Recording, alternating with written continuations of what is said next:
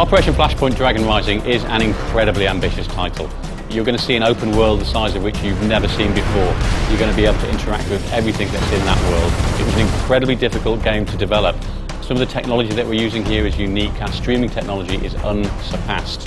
Visual effects are very important in Operation Flashpoint. The main reason is because we want to really get across the violence and awe that modern ordnance creates. We use several different things to really sell the impact of this modern ordnance.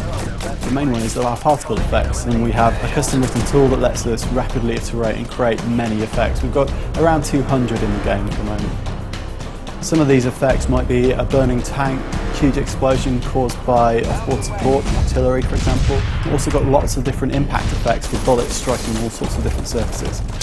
We use a technique called cube-mapped particles. Cube-map is a spherical texture. It essentially makes a particle look like it rolls like a ball. We can actually make it look like it's three-dimensional. Something as simple as smoke comes in lots of different flavours in our game. You've got smoke grenades which are used to cover infantry when they're assaulting, and then you've got things like smoke plumes from burning tanks which stay in the environment for quite some time. In Flashpoint, smoke can obscure various different targets including yourself. This is great for stopping laser rangefinders as well. Also, there are various different coloured smokes. This is something that people will be able to use to designate targets and things in co-op play. Smoke's also used tactically. In a tank you can launch smoke shells and basically create a mask for enemy lasers, so it's harder to shoot the tank using a modern weapon system. Of course, we've modelled things like thermal vision systems.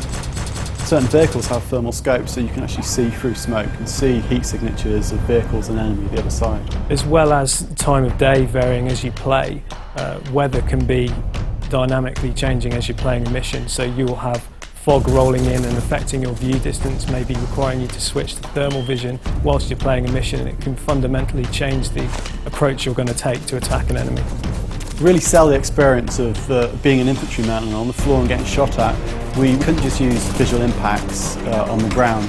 It wasn't enough. It didn't really sell the immediacy of actually getting shot at. So we came up with a screen effect system. When you're shooting something nearby, you get the effect of things hitting you, like kind of dust or water or blood splattering on the camp. The grime of war is just hitting you. If you get shot, there's a visual effect on the character that shows blood, and it starts off as a small patch and then spreads slowly across the body.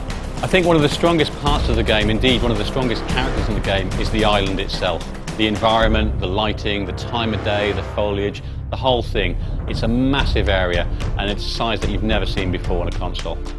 You can strip the scene down to a basic surface and light that surface on its own, and that's quite straightforward to do.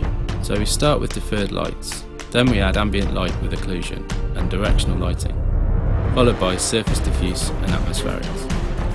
Finally, we treat the scene with a post-process. All these layers combined help to create the immersive experience of Operation Flashpoint Dragon Rising. All our vegetation on the island is based on what actually grows there in real life on the Sakhalin Island belt.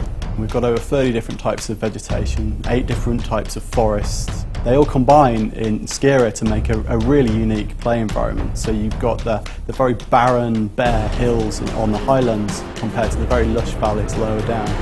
The grass and plants are all placed using a procedural system that executes in real time as you wander around the island. This environment, this level of realism, this atmosphere that we generate will bring you closer to war than you've ever been.